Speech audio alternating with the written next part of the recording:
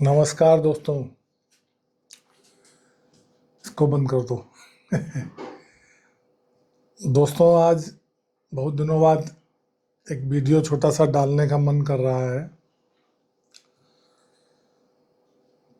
आप लोग को मालूम होगा, इजराइल अमेरिका मिलके ईरान पर युद्ध कर रहे हैं, अटैक कर रहे हैं।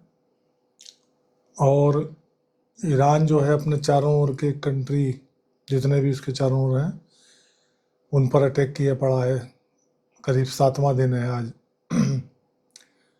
तो मेरा मन कर आया कि कुछ आप लोगों से बात शेयर करूं। तो दोस्तों, एक युद्ध आजकल चल रहा है, और बल्कि हर समय पृथ्वी पे कहीं ना कहीं युद्ध चलता रहता है। देशों के बीच में चलता है, परिवारों में चलता है, समाज में चलता है। चाहे वो धर्म को लेके हो, चाहे पैसे को लेके हो।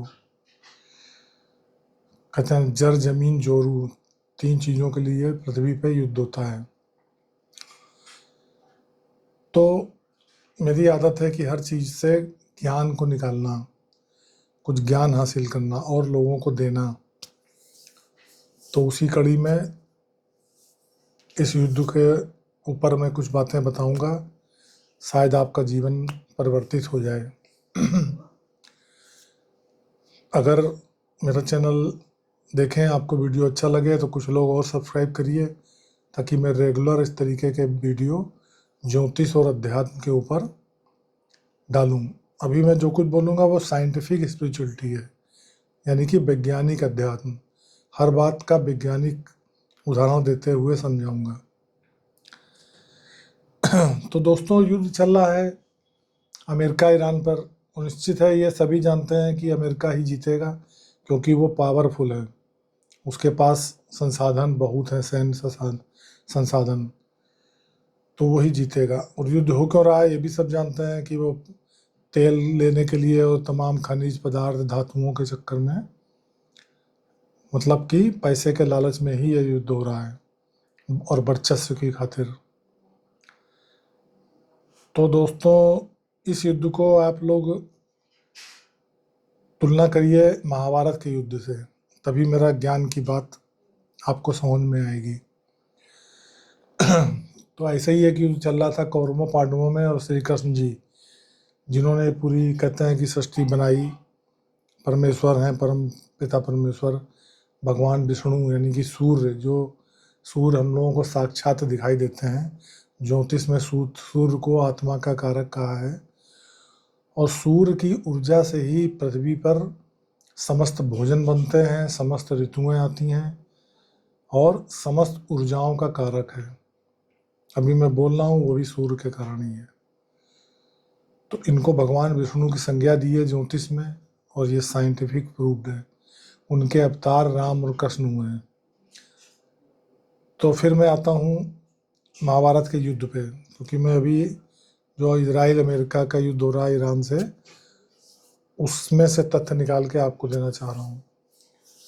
तो दोस्तों, कौरव पांडवों में भी युद्ध हो रहा था। थोड़ी सी भूमि मांग रहे थे पांडव, लेकिन वो कौरव देने को तैयार नहीं थे। और कृष्ण जी उस जगह मौजूद थे, साक्षात ईश्वर, लेकिन उन्होंने लड़ाई में कहीं भी खुद नहीं आए। जब और अर्जुन को समझाया कि तुम युद्ध करो, और अर्जुन जब दुविधा में फंस गए तो अर्जुन को ज्ञान दिया उन्होंने युद्ध के मैदान में। जब वो डिप्रेशन में आ गए, घबरा गए कि मैं इन लोगों को क्यों मारूं, ये मेरे रिश्तेदार हैं, तब श्री कृष्ण जी ने कहा कि नहीं, तू अपने धर्म का पालन कर। तो ये गीता तो आप लोग जानते ही होंगे कि अगर अर्जुन तू इनको नहीं मारेगा तब भी ये लोग मरेंगे, ठीक है। और ये शरीर बदलता है, आत्मा अमर है, ये गीता का ज्ञान दिया, ये आप लोग जानते ही होंगे, ऐसा मैं मान के चल रहा हूँ। और नहीं जानते तो मैं किसी और वीडियो में, या मेरे वीडियो तमाम पड़े हैं चैनल पे, उनको देखिए तो समझ में आएगा। तो अर्जुन को ज्ञान दिया, तो अर्जुन ने युद्ध किया, किस लिए? धर्म के लिए। तो अब मेरा टॉपिक ये है दोस्तों आज का, कि धर्म को लेके तमाम कर्म कांड हैं, और उन कर्म कांडों का मानव मस्तिष्क पे क्या असर होता है, कुछ लोगों के, या कह लीजिए बहुतायत के, कि लोग ये मान के बैठ जाते हैं कि पत्ता पत्ता भी हिलता है तो ईश्वर की मर्जी से, जबकि ऐसा नहीं है दोस्तों। ईश्वर को और भी बड़े बड़े काम हैं। वो पत्ते को हिलाने के लिए तो उन्होंने एक व्यवस्था कर रखी है कि वो सूरज की गर्मी से हवाएं चलेंगी, पत्ता हिलेगा। वो एक साइंटिफिक नियम बना रखे हैं, उससे होता है। यहाँ पर ईश्वर कोई बैठ के अपनी मर्जी नहीं चलाता है, बल्कि उसके नियम कार्य करते हैं। और उन नियमों को जो जान लेता है, जैसे अर्जुन ने जाना कृष्ण जी से बहुत सी बातें तो युद्ध लड़े, तो ऐसे ही उन नियमों को जानना है। साइंटिफिक स्पिरिचुअलिटी से हम लोगों को अपना मन, बुद्धि, आत्मा और किस तरीके से हमारे कर्म दूसरे कर्मों को इफेक्ट करते हैं ये जानना है, दूसरे के कर्म हमको इफेक्ट करते हैं ये जानना है। तो खैर दोस्तों, मैं बता क्या रहा था, क्या बताना चाह रहा हूँ, ध्यान दीजिए कि कुछ लोग कहते हैं कि ईश्वर है, जो कि है। मैं भी कहता हूँ, मैं साइंटिफिक प्रूफ कर दूंगा। अब वो है, वो इतना डूब जाते हैं कि बस वो कर्म कांड करते रहते हैं। मंदिरों में घंटा बजाना, मस्जिदों में जाना, या जो जिस धर्म का है उसकी पूजा करना, और तमाम तरीके के कर्म कांड होते हैं कि ईश्वर को ये चढ़ा दो, ये कर दो, ये कर दो। लेकिन सवाल ये है कि सब कुछ तो ईश्वरी का है, ईश्वर पे क्या चढ़ा दोगे? तेरा तुझको अर्पण क्या लागे मेरा, ओम जय जगदीश हरे, ये आरती में भी आता है। सब कुछ तो उन्हीं का है, तो उन पर क्या चढ़ा दोगे जो वो प्रसन्न हो जाएंगे? क्या हनुमान जी को लड्डू खिला दोगे तो वो प्रसन्न हो जाएंगे? ये सब उल्लू बनाने के तरीके हैं, या कुछ लोगों को व्यवस्थित करने के तरीके हैं, सम्मोहित करने के तरीके हैं, ताकि वो लोग जीवन में अच्छे कार्य करें। लेकिन हुआ इसका बिल्कुल उल्टा है कि लोग इस कर्म कांड को पकड़ के बैठ गए हैं और कर्म कांड ही करते चले जा रहे हैं। ये त्यौहार, वो त्यौहार, ये त्यौहार, बस त्यौहार ही मनाते चले जा रहे हैं और ज्ञान को नहीं अर्जित कर रहे। अब मैं किस ज्ञान की बात कर रहा हूँ यहाँ पर? मैं उस ज्ञान की बात कर रहा हूँ कि ये जीवन में एक नियम है, सर्वाइवल ऑफ द फिटेस्ट। जो शक्तिशाली है, जो सब शक्तिशाली है वही बचेगा, वही बचता है। शेर हिरण को मार के खा जाता है, जबकि शेर दुर्गा जी की सवारी है, मार के खा जाता है। हिरण को तो हिरण नहीं बदुआ देता होगा, रोता होगा, लेकिन नहीं, यहाँ पर इस सृष्टि में यही विधान है, शक्तिशाली बनो और आनंद लो। अब इसके पीछे ऐसा क्यों बना है, इसके पीछे वैज्ञानिक कारण है, वो कभी बाद में चर्चा करेंगे।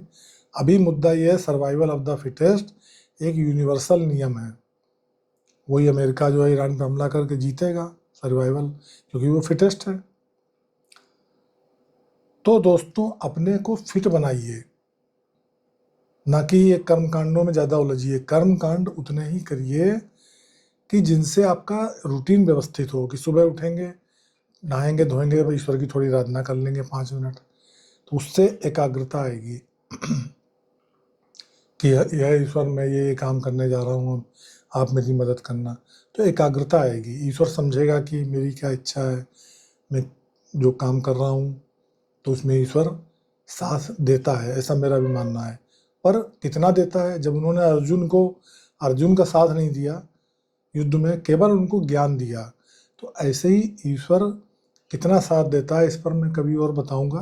लेकिन अभी यह बता रहा हूँ, ईश्वर आपके विचार, जो आप सोचेंगे, उनको मूर्त रूप दे देता है। जो आप सोचेंगे, आप बुरा सोचेंगे तो आपको डकैत बना देगा, मर्डर बना देगा।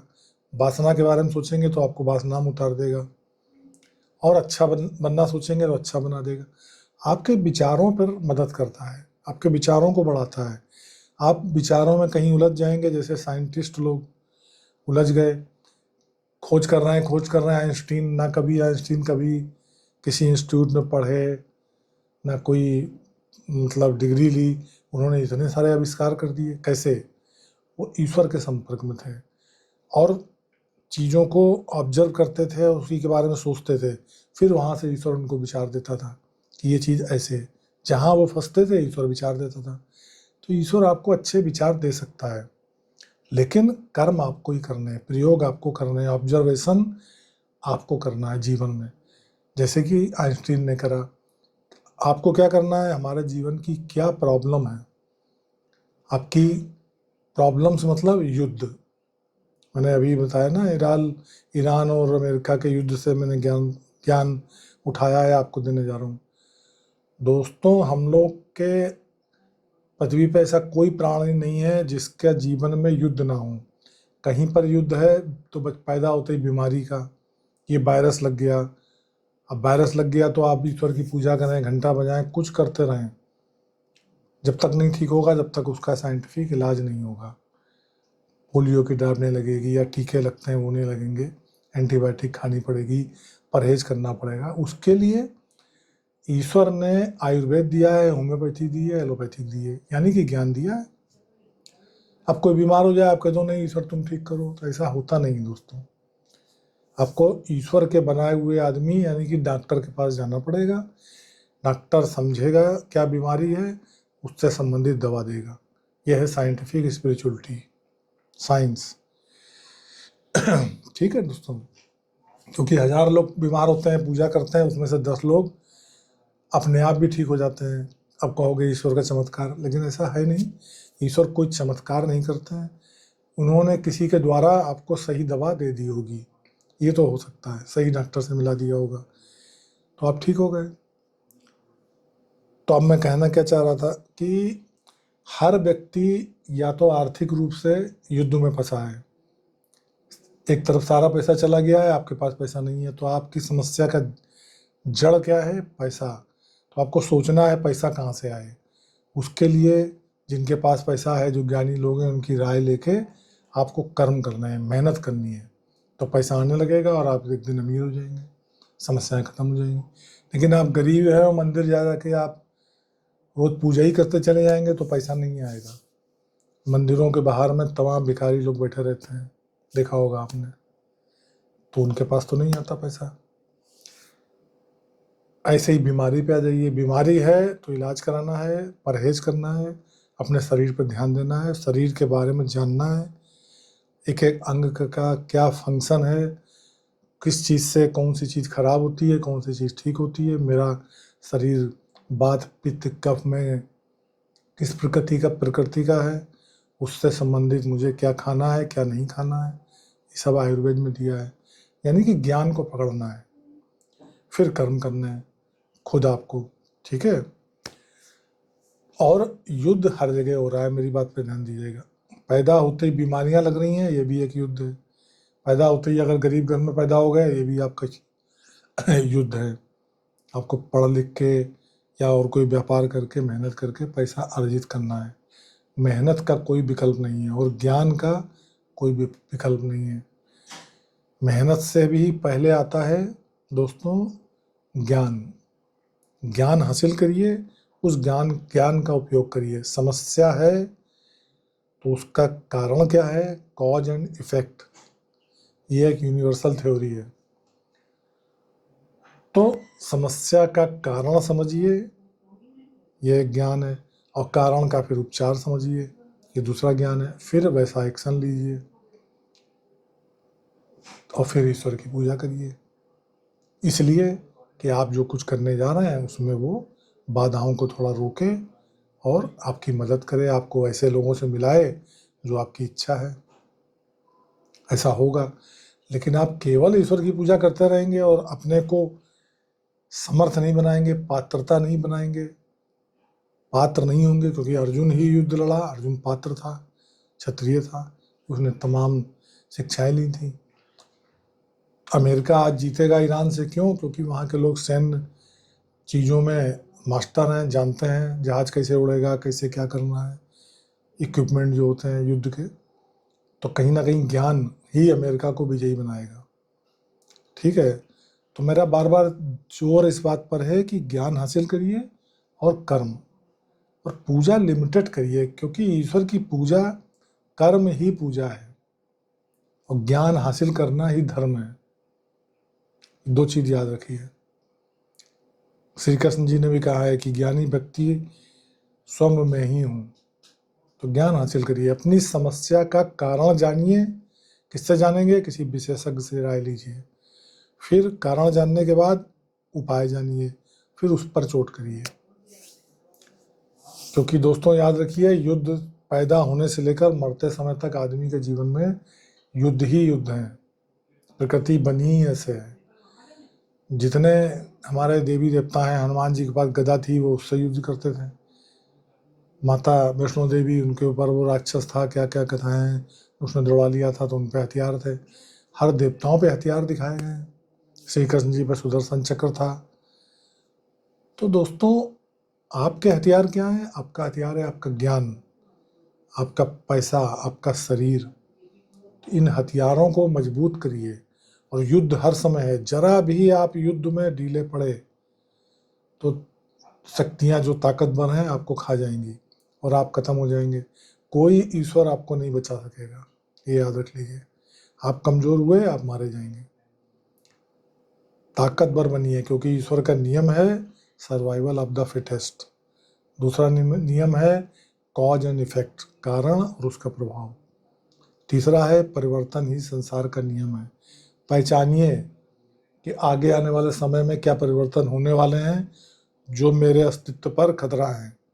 पहले से तैयारी करिए। ये नहीं कि समस्या आ गई तब आप तैयारी कर रहे हैं, तब तक बहुत देर हो चुकी होती है।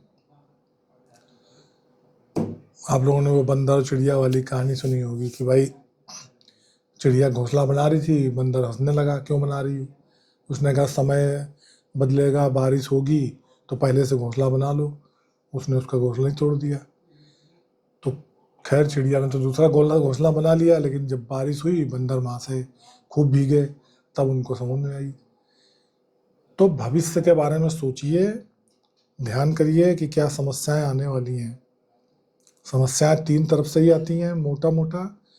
पहली आर्थिक, दूसरी शारीरिक, और तीसरी जो आपके चारों लोग हैं वो आपको ऐसे ट्रैप में फांस देंगे, ऐसे लोभ और मोह में फांस देंगे, डर में फांस देंगे और आपका सब कुछ छीन लेंगे।